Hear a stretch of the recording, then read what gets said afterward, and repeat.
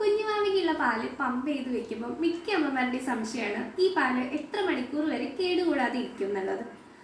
നമ്മളൊരു 4 മുതൽ 6 മണിക്കൂർ വരെ പറയുമെങ്കിലും 4 മണിക്കൂർ തന്നെ കൂട്ടാം നമ്മൾ ഇവിടുത്തെ ഒരു കാലാവസ്ഥയിൽ.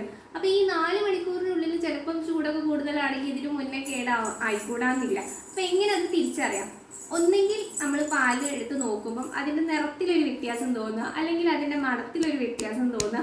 ഇതും അല്ലെങ്കിൽ പാല് പിരിയാനാവുന്ന പോലെ, ആ ഒരു തൈരാവുന്ന പോലെ ഒരു ടെൻഡൻസി തോന്നുകയാണെങ്കിൽ നമ്മൾ ആ പാല് പിന്നെ ഉപയോഗിക്കാൻ പാടില്ല, പാലെടുത്ത് കളയേണ്ടതാണ്.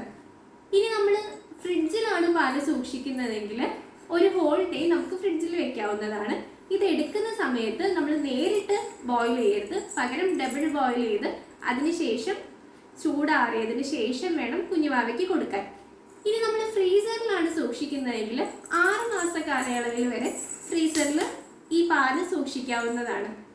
അപ്പോൾ നമ്മൾ ട്രാൻസ്പെറൻ്റ് ആയിട്ടുള്ള ബാഗ്സിൽ സൂക്ഷിച്ചിട്ടുണ്ടെങ്കിൽ അതിൽ പേരും നമ്മൾ എപ്പോഴാണ് പാലെടുത്തത് എന്നുള്ള ഡേറ്റ് കൂടി എഴുതി സൂക്ഷിക്കാവുന്നത്. ഇപ്പം പാല് ഡൊണേറ്റ് ചെയ്യുന്ന അമ്മമാർക്കൊക്കെ ആണെങ്കിൽ അത് നല്ലതായിരിക്കും.